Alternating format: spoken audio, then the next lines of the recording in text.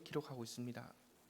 이 판결 흉패는 에봇과 동일한 색깔의 실로 동일한 방법으로 짜서 이렇게 만들게 되는데, 길이와 너비가 약 한 뼘 정도 되는 정사각형이고 두 겹의 주머니로 되어 있습니다. 이렇게 만들어진 흉패를 에봇의 가슴 쪽에 달아서 메고 이렇게 다니는 거죠. 가슴 쪽에 메고 다니는 겁니다. 그림 1번을 보시면 이렇게 생겼습니다. 자, 이렇게 화살표에 동그라미 되어 있죠. 그 동그라미 되어 있는 부분이 흉패입니다. 그리고 이어서 그림 2번을 보시면 이렇게 되어 있습니다. 이렇게 가로로 3줄, 세로로 4줄 해서 총 12개의 보석이 박혀 있는 거죠. 21절을 보시면, 오늘 말씀 21절을 보시면 이 보석이 무엇을 의미한다고 되어 있습니까? 이 보석들은 이스라엘 아들들의 이름대로 12이라고 하죠. 즉 이스라엘의 12지파를 의미하고 있다는 겁니다. 그래서 12개의 보석에는 각각 12지파의 이름이 새겨져 있었던 거죠. 뿐만 아니라 에봇의 양 어깨에는 견대라는 것이 있었습니다. 그 견대에는 호마노라는 그 보석이 박혀 있는데요, 그 보석에도 각각 이렇게 이스라엘의 그 12지파의 이름이 새겨져 있었습니다. 사랑하는 여러분, 또 이 흉패의 끝에는 4개의 금고리가 달려 있었는데, 그 금고리를 위로는 양 어깨에 위치한 에봇의 견대에 정금으로 사슬처럼 연결을 하고, 또 아래에는 에봇 위에 띄는 그 띠에 청색 끈으로 이렇게 묶어서 가슴에 밀착을 시켰습니다. 여기서 우리가 기억할 것은 이 대제사장이 하나님 앞에 설 때에 양 어깨에 있는 호마노에 새긴 그 12지파의 이름을 늘 짊어지고 섰었다는 겁니다. 그리고 가슴에도 12지파를 상징하는 그 12보석을 가슴에 품고 하나님 앞에서 섰었다는 거죠. 그렇다면 하나님께서 이것을 요구하신 이유가 무엇인가 하는 거죠. 첫째로 대제사장의 역할을 잊지 말라는 겁니다. 가슴에 꼭 붙여서 너의 역할을 잊지 말라는 겁니다. 그렇다면 대제사장이 해야 할 그 핵심적인 역할이 무엇입니까? 양 어깨에 이스라엘 백성들의 모든 짐을 대신 짊어지는 겁니다. 그리고 그 짐은 그들의 가진 죄의 짐까지도 포함이 되는 거죠. 또한 12지파를 의미하는 그 12보석을 가슴에 품고 성소 안으로 들어가는 겁니다. 다시 말하자면 대제사장은 하나님과 이스라엘 백성들 사이에 있는 중보자로서, 이스라엘 백성들을 대표하는 대표자로서 서야 했던 사람입니다. 그래서 때로는 백성의 죄가 사함을 받도록 제사를 드려야 했고, 그 결과로 하나님과 이스라엘 백성 사이가 화목을 이룰 수 있도록, 만남을 이룰 수 있도록 했었습니다. 이러한 의미에서 하나님께서는 어깨에는 12지파의 이름이 새겨진 견대를 차고 가슴에는 12지파의 이름을 새겨진 흉패를 붙이고 성소로 들어가라라고 하셨던 겁니다. 어떤 면에서 볼 때 흠과 허물이 많은 사람이 이러한 대제사장의 역할을 맡게 된다는 것은 상당히 부담스럽고 힘든 일입니다. 왜냐하면 하나님 앞에서 나아가는 과정에서 작은 실수 하나만 해도, 작은 하나의 죄만 나와도 그 즉시 그 자리에서 죽을 수도 있기 때문이죠. 하지만 이 일을 위해서 하나님의 선택을 받았다는 그 사명의식이 있었기 때문에 계속해서 그 일을 감당해 갔던 겁니다. 사랑하는 여러분, 우리가 좀 더 좁은 의미에서 어느 날 우리의 가정을 돌아보십시오. 믿음의 부모는 자녀들에게 있어서 대제사장과 같은 영적인 지도자와 같습니다. 그래서 부모인 우리는 내 자녀들에게 말씀을 가르치고 바른 길로 인도해야 합니다. 때로는 그들의 짐을 내가 대신 짊어지고, 부모인 내가 대신 짊어지고 그들을 위하여 눈물을 흘리면서 기도를 해야 합니다. 항상 내 자녀들을 가슴에 품고 하나님께로 늘 인도해 가야 된다는 거죠. 그것이 부모의 역할이라는 겁니다. 이러한 역할을 잘 해야 합니다. 하지만 실제로는 어떻습니까? 그렇게 하는 것이 참 어렵더라는 거죠. 그저 화가 나서 혼을 내기에 바쁠 때가 많습니다. 그렇지 않습니까? 그 이유가 무엇입니까? 부모인 우리도 죄악된 본성이 갖고 있고 흠과 허물이 많이 있다는 겁니다. 목사도 마찬가지입니다. 맡겨진 성도들 위해서 말씀을 먹이고 바른 길로 인도하고 그들을 위해서 눈물을 흘리면서 기도하고 모든 성도를 차별 없이 가슴에 품으면서 하나님께로 잘 인도해 가야 합니다. 하지만 오늘날 조국 교회를 보십시오. 실제로는 어떻습니까? 그렇게 하지 못하는 목사들이 너무나 많습니다. 왜냐하면 그들도 역시 죄악된 본성이 있고 흥과 허물이 있는 사람에 불과하기 때문입니다. 여기서 우리는 어떠한 교훈을 발견하게 됩니까? 부모는 자녀를 위해, 목사는 성도를 위해 영적인 지도자로서 하나님께서 맡기신 그 역할과 책임을 다해야 된다는 거죠. 하지만 문제가 뭡니까? 이 세상에는 하나님께서 맡겨주신 그 역할과 책임을 다할 수 있는 부모도 없고 목사도 없더라는 겁니다. 그래서 우리는 누군가가 필요한 거죠. 누가 필요합니까? 완전하시고 흥과 허물이 없으신 대제사장 예수 그리스도가 저와 여러분에게 반드시 필요한 겁니다.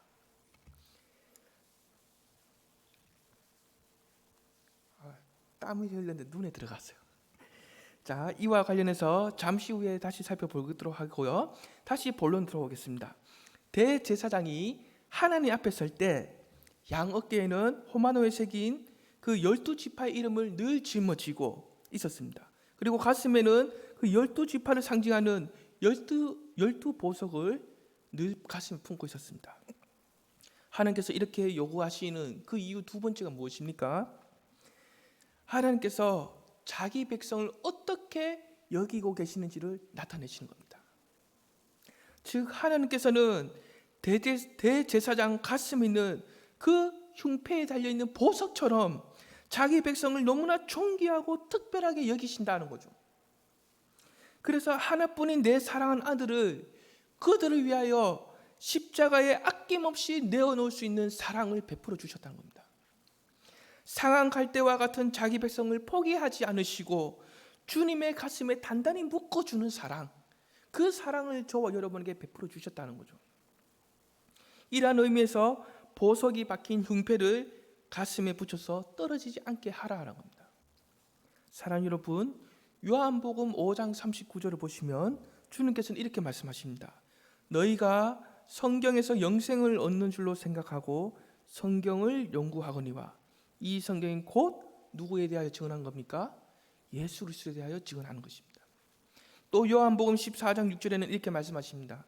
예수께서 이르시되 내가 곧 길이요 진리요 생명이니 나로 말미암지 않고는 아버지께로 올 자가 없다라고 하십니다. 여기서 우리는 무엇을 발견할 수 있습니까? 우리가 가지고 있는 이 성경은 주님에 대한 증언이고 오직 이 주님을 통해서만 하나님 아버지께로 나아갈 수 있다는 겁니다. 그래서 성경은 죄악된 본성을 가져서 흥과 허물밖에 없는 우리가 흥과 허물이 없는 완전하신 그 대제사장이신 주님을 바라보고 주님을 향해서 가도록 인도하는 것이 이 성경이다라는 거죠. 사랑하는 여러분, 대제사장이신 주님께서는 자신의 어깨에 우리의 모든 아픔과 슬픔과 질고와 모든 죄의 짐을 대신하여 다 짊어지시고 십자가에 달려 죽으셨습니다. 그 결과로 우리의 모든 아픔과 슬픔을 이길 수 있는 죄의 매임에서 속박으로부터 벗어날 수 있는 참된 기쁨과 자유를 저와 여러분에게 주신 겁니다. 뿐만 아니라 주님의 가슴에는 우리가 원하는 그 간절한 기도 제목, 우리의 간절한 소원, 우리의 연약함, 우리의 모든 필요를 주님께서는 다 아시고 그의 가슴에 다 품고 계신다는 겁니다. 그래서 주님께서는 우리의 모든 사정을 이미 다 아시고 지금도 여전히 하늘의 보좌 우편에 서서 우리를 위하여 여전히 중보하고 계신다는 거죠. 여기서 참 은혜로운 것은 주님의 흥과 허물이 없는 완전한 대제사장이시라는 겁니다.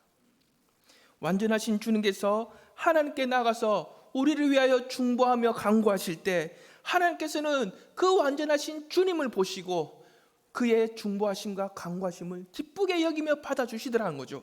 그래서 우리가 이 땅에서 살아가는 동안에 만나는 시험과 고난 속에서 은혜와 긍휼의 손길을 경험할 수 있는 겁니다. 한번 생각을 해보십시오. 하나님께서 자기 백성을 위해서 가장 소중한 아들을 아낌없이 내어주셨는데 더 이상 망설이며 주저하실 이유가 무엇이 있겠습니까? 아무것도 없습니다. 그러므로 하나님께서 자신의 사랑인 그 아들을 내어주심, 이것은 우리에게 모든 것을 아낌없이 주고 계신다는 것과 동일한 말입니다. 뿐만 아니라 하나님께서는 그 아들을 너무나 사랑하시기 때문에 우리가 그의 이름으로 나아가면, 예수 그리스도 이름으로 기도하면서 나아가면 우리를 결단코 외면하시거나 버리시지 않는다는 겁니다. 여기서 우리가 꼭 기억할 것은 이러한 놀라운 은혜와 긍휼은 하나님의 아들이신 오직 예수 그리스도를 믿는 자에게만 부어주시는 하늘의 축복이라는 거죠. 사랑하는 여러분, 오늘 말씀 30절을 보십시오. 판결 흉패 안에 무엇을 넣으라고 합니까? 우림과 둠밈입니다. 여기서 우림의 뜻은 빛입니다. 빛. 그리고 둠밈의 뜻은 온전함 또는 완전함입니다. 이 우림과 둠밈은 금속으로 만들었는지 돌로 만들었는지 보석으로 만들었는지 어떻게 생겼는지 정확하게는 알 수가 없다고 합니다. 또 이것을 어떻게 사용해서 하나님의 뜻을 분별해냈는지, 이 우림과 둠밈은 하나님의 뜻을 분별하는 데서 사용되었거든요. 그런데 어떤 방법으로 사용해서 그 뜻을 분별했는지는 정확하게는 알 수 없다고 합니다. 자, 이러한 우림과 둠밈을 흉패 안에 놓고 다녔기 때문에 이 흉패를 또 다르게 말하자면 판결 흉패라고 했던 겁니다. 사랑하는 여러분, 앞에서 언급했던 것처럼 우림의 뜻은 빛이고 둠밈의 뜻은 완전함 또는 온전함입니다. 이러한 빛과 완전함은 우리의 대제사장이신 주님의 핵심적인 겁니다. 그래서 주님께서는 요한복음 8장 12절에서 이렇게 말씀하시죠. 나는 세상의 빛이니, 나는 세상의 빛이니 나를 따른 자는 어둠에 다니지 아니하고 생명의 빛을 얻으리라. 주님이 빛이시라는 겁니다. 세상의 빛이요 생명으로 빛으로 오신 주님이 이 우림의 실체라는 거죠. 또 베드로전서 1장 19절에 의하면 주님을 가리켜서 이렇게 말씀합니다. 오직 흠없고 정없는 어린 양 같은 그리스도의 보배로운 피로 된 것이니라. 여기서 오직 흠과 점이 없다, 오직 흠과 점이 없다는 것은 주님의 완전하심을 표현하고 있는 거죠. 또 요한복음 8장 29절에는 나는 항상 그가 기뻐하시는 일을 행한다, 나는 그가 항상 기뻐하시는 일을 행한다라고 주님께서는 말씀하십니다. 이것은 주님께서 항상 아버지께서 기뻐하시는 일을 행하신다는 건데, 이것은 곧 주님의 온전하심을 표현하고 있는 겁니다. 이와 같이 하나님 앞에서 주님의 완전하심과 온전하심, 이것이 바로 둠밈의 실체입니다. 사랑하는 여러분, 주님께서는 자신이 곧 생명의 빛이요 완전함이십니다. 주님이 생명의 빛이요 완전함이시기 때문에 다른 대제사장들이 할 수 없는 그 놀라운 일들을 행하시게 됩니다. 그 놀라운 일은 어떤 일입니까? 우리 히브리서 9장 11절에서 12절 함께 읽어보도록 하겠습니다. 그리스도께서는 장래의 좋은 일에 대제사장으로 오사 손으로 짓지 아니한 것 곧 이 창조에 속하지 아니한 더 크고 온전한 장막으로 말미암아 염소와 송아지의 피로 하지 아니하고 오직 자기의 피로 영원한 속죄를 이루사 단번에 성소에 들어가셨느니라. 여기서 첫 번째로 놀라운 일은 염소와 송아지의 피로 반복하던 제사를 오직 자기의 피로 영원한 속죄를 단번에 이루셨다는 거죠. 그리고 두 번째로 놀라운 일은 12절에서 성소에 들어가셨다고 합니다. 그런데 이 성소는 땅에 있는 성소가 아니더라는 거죠. 히브리서 9장 24절을 우리 함께 읽어보도록 하겠습니다. 그리스도께서는 참것의 그림자인 손으로 만든 성소에 들어가지 아니하시고 바로 그 하늘에 들어가사 이제 우리를 위하여 하나님 앞에 나타나시고, 땅에 있는 성소 또는 손으로 만든 그 성소 안으로 들어가시는 것이 아니라 참 하늘로 들어가신 것을 의미합니다. 사랑하는 여러분, 이 말씀을 한번 다시 돌아보면서 한번 상상을 해보십시오. 힘을 상징하는 주님의 어깨에는 호마노 보석이 박힌 그 견대가 있습니다. 그 보석에는 우리의 이름이 적혀 있습니다. 뿐만 아니라 사랑을 상징하는 주님의 가슴에는 흉패가 있는데 그 흉패에도 우리의 이름이 새겨져 있습니다. 이처럼 주님께서는 우리의 모든 짐을 그의 어깨에 대신 짊어지시고 가슴으로는 우리를 사랑으로 품으면서 참 하늘로 우리를 계속해서 인도해 가신다는 거죠. 또한 하나님 앞에서 우리의 영원한 중보자가 되어 주신다는 겁니다. 다른 대제사장들이 할 수 없는 일들을 주님께서는 해내신 겁니다. 그렇다면 주님께서는 어떻게 해서 이러한 놀라운 일을 해낼 수가 있었습니까? 주님 자신이 우림과 둠밈의 실제였기 때문에 곧 생명의 빛이요 완전하심이기 때문에 가능했다는 거죠. 여기서 우리가 알 수 있는 것은 하나님께서는 구원을 받을 만한 다른 이름을 우리에게 주신 일이 전혀 없습니다. 그래서 우리는 오직 예수 그리스도를 통해서만 하나님께로 나아갈 수 있고 또한 참 하늘로 들어갈 수 있는 그 구원함을 받을 수 있게 된 겁니다. 사랑하는 여러분, 청년들이 자주 하는 질문 중에 하나는 나를 향한 하나님 뜻이 궁금하다는 겁니다. 하나님 뜻이 궁금하대요. 지금 내가 갖고 있는 직업이 하나님 뜻에 맞는지, 아니면 새로운 직업을 찾는 것이 하나님 뜻에 맞는지, 또한 지금 내가 가는 이 길이 하나님 뜻에 맞는지, 아니면 돌이켜서 다시 돌아가는 것이 하나님 뜻에 맞는지, 하나님의 뜻이 뭔지 궁금하다는 겁니다. 이처럼 하나님 뜻을 발견하고 선택하는 것에 요즘 많은 관심을 갖고 있는 것 같습니다. 사랑하는 여러분, 하나님의 뜻을 다 아실 뿐만 아니라 하나님의 뜻을 완전하게 다 이루신 분이 계시죠. 그분이 누구십니까? 하나님의 아들로 오신 예수 그리스도이십니다. 우리가 이러한 관점으로 볼 때 우리가 정말로 하나님의 뜻을 알고 그분의 뜻에 순종하고자 한다면 주님을 더 깊이 알아가는 일에 힘을 써야 된다는 거죠. 많은 사람들이 자신에게 속고 있는 것이 무엇입니까?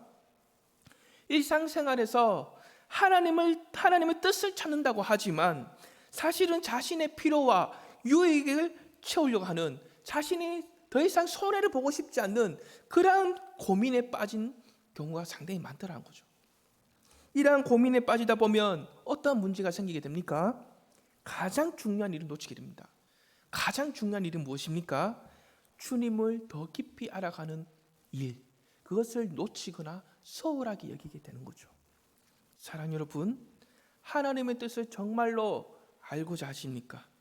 그렇다면 하나님께서 주신 이 성경을 통해서 주님의 알아가기를 힘을 써야 합니다. 주님께서 걸어가신 그 길을 나도 순종해서 따르고자 해야 합니다. 그리고 가장 중요한 것은 이 모든 것을 가능하게 하시는 성령의 도우심도 우리가 구해야 합니다. 우리가 이렇게 살아갈 때 이미 하나님의 뜻을 향해서 가고 있다는 것을 믿음으로 확신할 수 있는 저와 여러분이 될 수 있기를 원합니다. 사랑하는 여러분, 히브리서 1장 1절에서 2절 우리 한번 함께 읽어볼까요? 옛적의 선지자들을 통하여 여러 부분과 여러 모양으로 우리 조상들에게 말씀하신 하나님이 이 모든 날 마지막에는 아들을 통하여 우리에게 말씀하셨으니 이 아들은 만유의 상속자로 세우시고 또 그로 말미암아 모든 세계를 지으셨느니라.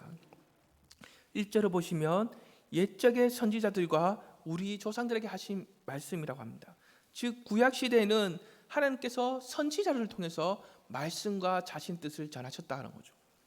이어서 2절에 보면 이 모든 날 마지막 날에라고 하죠. 이것은 주님의 초림에서 다시 재림하실 때까지의 그 모든 기간을 의미하는 겁니다. 이때부터는 누구를 통하여 하나님의 말씀과 뜻을 전했다고 합니까? 그의 아들이신 예수 그리스도입니다. 그의 아들이신 예수 그리스도를 통해 구약의 선지자들과 이스라엘 조상들보다 더욱 명확하고 보다 분명하고 확실하게 하나님의 말씀과 뜻을 전했다는 겁니다. 사랑하는 여러분, 자신의 어깨에 우리의 모든 짐을 대신 짊어지실 뿐만 아니라 우리의 가슴에 꼭 품고 계시는 주님을 성령의 도우심 가운데 일평생 동안 알아가야 합니다. 또한 주님이 가신 길을 나도 순종하며 따라가기를 원하는 것, 이것이 바로 오늘날 저와 여러분에게 우림과 둠밈입니다. 즉 하나님의 뜻을 분별하면서 살아가는 거죠. 우리 모두에게 이렇게 우림과 둠밈, 즉 하나님의 뜻을 분별하고 주님을 더 깊이 알아가고, 언제까지 그렇게 합니까? 주님의 품 안에 있는 우리가 참 하늘에 들어갈 때까지 그렇게 살아가는 겁니다. 저와 여러분에게 이러한 은혜가 있기를 간절히 축복합니다. 기도합니다. 자비롭고 은혜가 풍성하신 하나님 아버지, 우리는 너무나 무익하고 흠과